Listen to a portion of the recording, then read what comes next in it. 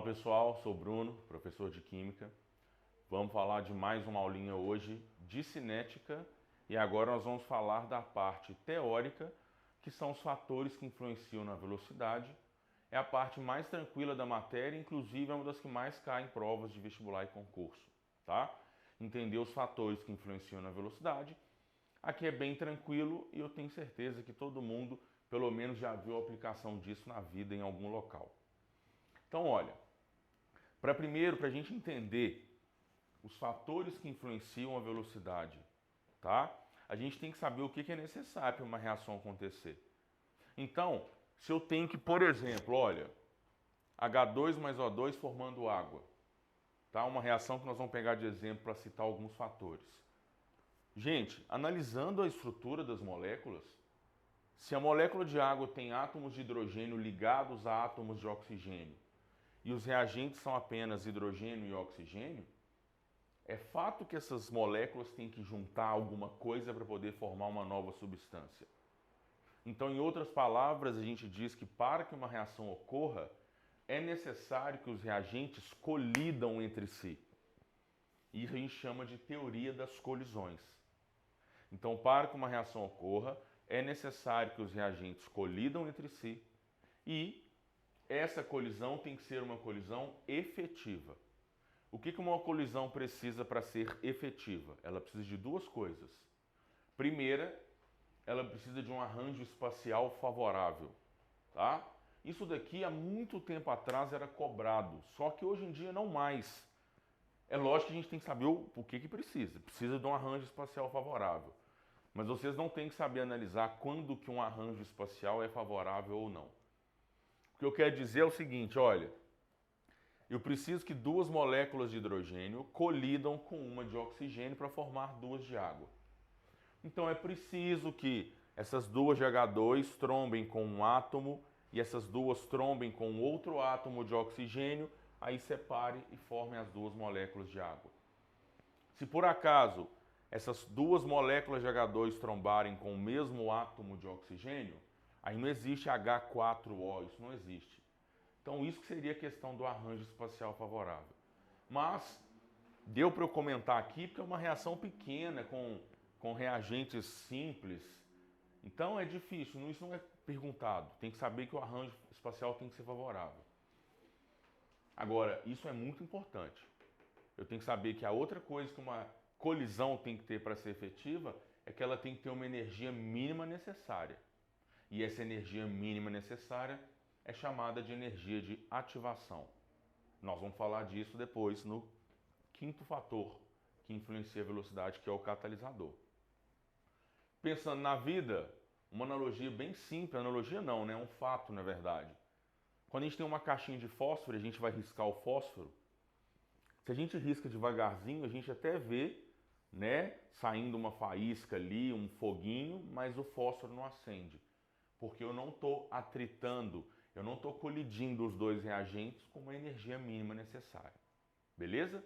Então, essas são as duas coisas que a gente precisa ter para que uma colisão seja efetiva.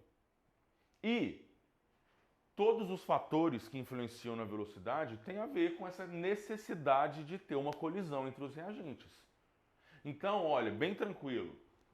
O primeiro fator que a gente tem é o fator concentração dos reagentes. E quanto maior for a concentração dos reagentes, maior será a velocidade da reação. Por quê? Exemplo que eu peguei então para a gente poder falar. H2 mais O2 reagem produzindo água. Eu tenho dois gases, então, dentro de um sistema fechado. Esses gases estão voando ali dentro, né? E quando eles colidirem de maneira efetiva, eu vou formar água. Só que, aí imagine que numa segunda situação, eu coloque muito mais moléculas de H2 ali dentro. Eu estou aumentando ou diminuindo a chance de colidir? Aumentando, né? Porque, como eu falei, são gases, energia cinética alta, eles estão em movimento e tal. E aí, eu dependo que eles colidam para a reação acontecer. Se eu coloco mais moléculas de gás e hidrogênio ali dentro, então eu estou garantindo que a colisão vai ser mais rápida. tá? Eu estou fazendo com que a chance de que essa molécula de O2 trombe com duas de H2 seja mais fácil. E aí, o fato é, eu não vou produzir mais água, porque percebam que o oxigênio está limitando essa reação. Então, olha as coisas fazendo sentido aqui. Vocês detestam quando tem uma questão de estequiometria, que tem lá que calcular reagente em excesso, reagente limitante. Então, às vezes, a gente coloca algum reagente em excesso numa reação só para fazer com que essa reação ocorra mais rapidamente, tá? Então, quanto mais reagente eu tiver num sistema, maior é a chance de ter uma colisão, então maior vai ser a velocidade, tá bom? E é óbvio, né? Quanto menor a concentração, menor é a velocidade. Segundo fator, o fator temperatura, quanto maior for a temperatura, maior é a velocidade da reação. E esse é bem tranquilo, né? Por que quanto maior a temperatura, maior a velocidade? Porque se o sistema está com uma temperatura mais alta, isso aumenta a energia média, a energia cinética média das moléculas lá dentro. E se as moléculas colidem aqui dentro com uma maior velocidade, se elas se movimentam aqui dentro com uma maior velocidade, eu tenho uma chance maior de ter uma colisão. Pensa na vida. Quando você não quer que um alimento estrague, você coloca ele na geladeira, né? Você diminui a temperatura para poder diminuir a velocidade de amadurecimento dele, vamos dizer assim. Terceiro fator é o fator superfície de contato. E quanto maior for a superfície de contato, maior a velocidade da reação. Quando eu falo superfície de contato, eu estou falando superfície de contato entre os participantes da reação. Como assim, Bruno? Gente, só vocês pensarem. O que reage mais rápido no organismo? O remédio em comprimido ou ele triturado, ele em pó? O que pega fogo mais rápido? Uma tora de madeira ou um monte de graveto? Então isso tem a ver com a superfície de contato. Questões de prova costumam às vezes trocar assim, porque isso é tudo teórico. Aí tem muitas questões que me dão lá 4, 5 experimentos, aí mudam algum desses fatores e pede para eu colocar em ordem crescente de velocidade ou falar qual experimento é mais rápido, qual é mais devagar. E aí, imagina, ele fala assim, eu tenho uma reação na qual eu vou mergulhar uma placa de zinco numa solução de ácido sulfúrico. Aí, num segundo experimento, a gente pulverizou o zinco, ou seja, a gente deixou o zinco em pó, ou então em raspas. Aí eu estou aumentando a superfície de contato para fazer com que a reação seja mais rápida, tá? O quarto fator é o fator pressão-volume, vamos dizer assim, para gases, que quanto maior for a pressão no sistema, maior será a velocidade, porque o aumento da pressão é ocasionado pela redução do volume reacional. Olha só como é que fica claro. A mesma reação que nós pegamos de exemplo. Então, 2H2 mais O2 para formar duas moléculas de água. Está aqui no meu sistema fechado, igualzinho o sistema 1. Só que vamos supor, eu não tenho mais reagente no meu laboratório para poder aumentar a concentração de um deles, né? E fazer com que a colisão seja mais rápida. O que a gente pode fazer? Eu posso reduzir o volume reacional, comprimindo isso daqui, né? Diminuir o volume, causando um aumento na pressão. E aí, se eu tenho um menor grau de liberdade para as moléculas aqui dentro, e esse grau de liberdade é porque eu reduzi o volume, porque eu aumentei a pressão, então eu tenho mais chance dessas moléculas colidirem.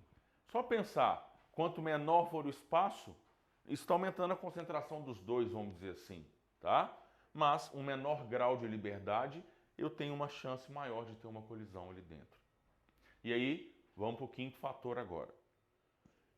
E o quinto fator, então, que influencia na velocidade da reação é o catalisador. O que vem a ser um catalisador? O catalisador é uma substância, tá, que vai acelerar a reação química, como? Reduzindo a energia de ativação.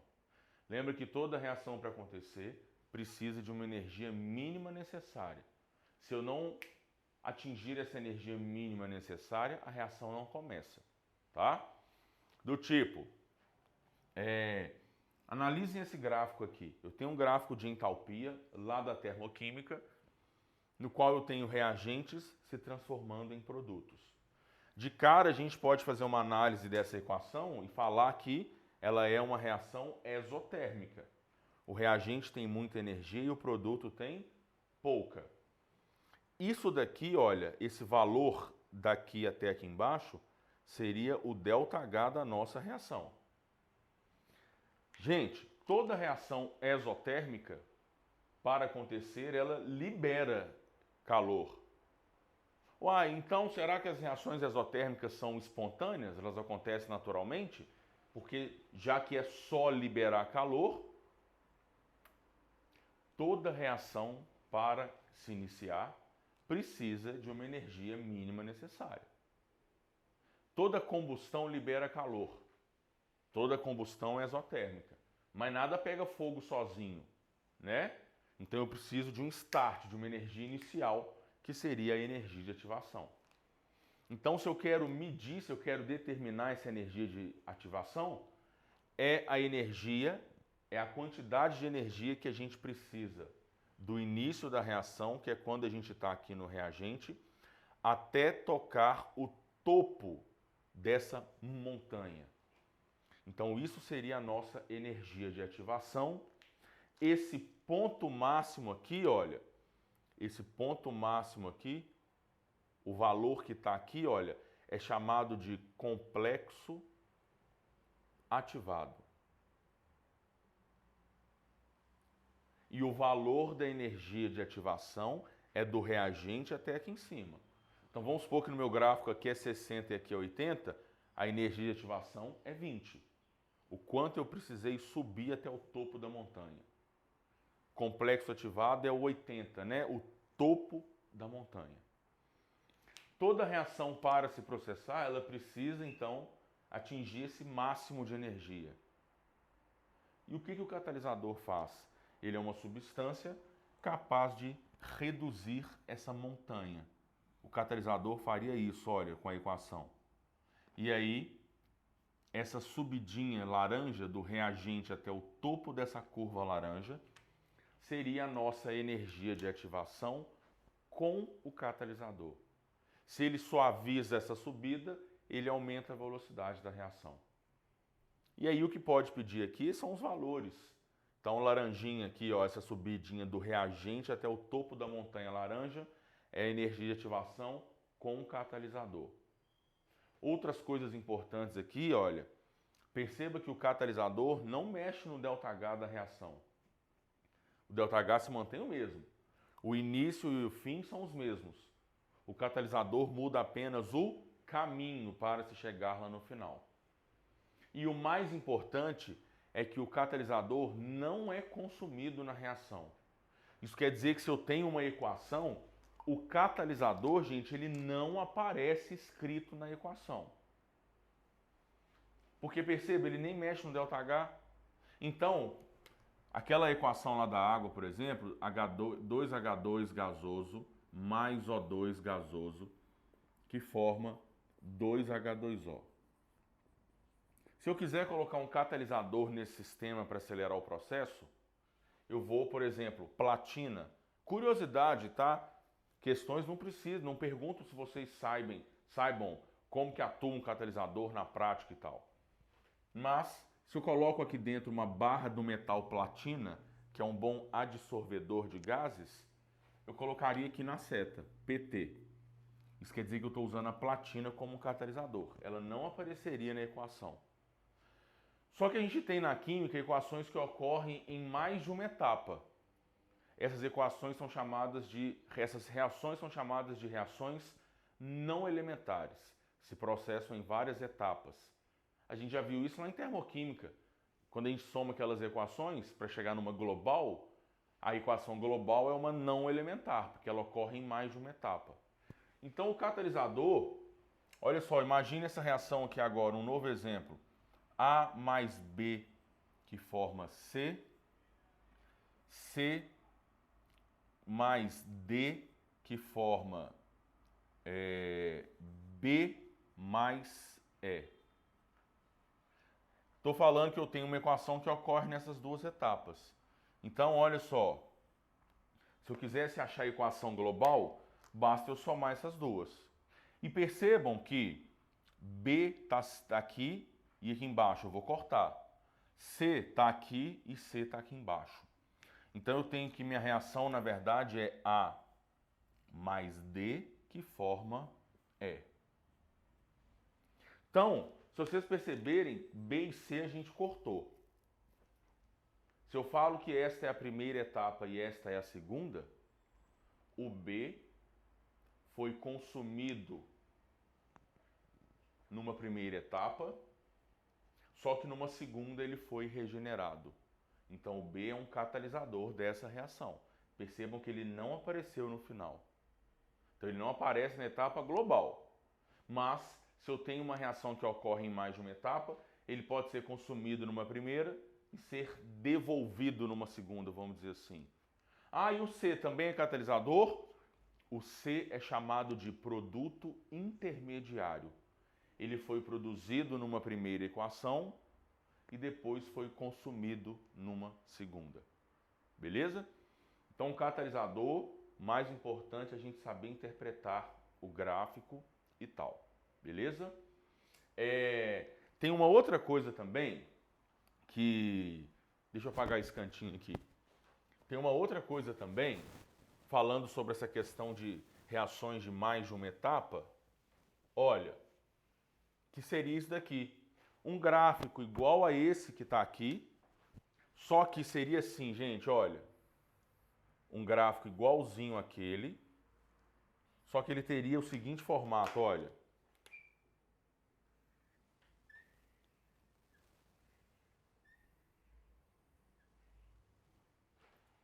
Reação, de novo, igualzinha àquela lá, ela é exotérmica, porque o reagente está aqui e o produto está aqui embaixo. Então, por mais que seja pouquinho, a gente está descendo, né? O que quer dizer essas duas montanhas? Quer dizer que essa reação se passa em duas etapas. Primeiro morrinho, primeira etapa. Segundo morrinho, segunda etapa. Tá? Então, se eu tenho um gráfico com mais de um morrinho, mais de uma montanha, quer dizer que essa reação se passa em duas etapas. Nesse caso, poderiam ser três, quantas forem. E a etapa mais importante, ou vamos dizer assim, a etapa que determina a velocidade, a gente diz que é sempre a etapa lenta. E nesse gráfico aqui, a segunda etapa é a determinante. Por que ela é determinante? Porque ela apresenta uma maior energia de ativação em relação à primeira etapa. E quanto maior for a energia de ativação, lembra, né? Eu preciso atingir o topo da montanha. Então é um momento demorado. Então a equação, a reação, a etapa que tiver uma maior energia de ativação será sempre a etapa mais lenta da reação. Beleza? Um abraço.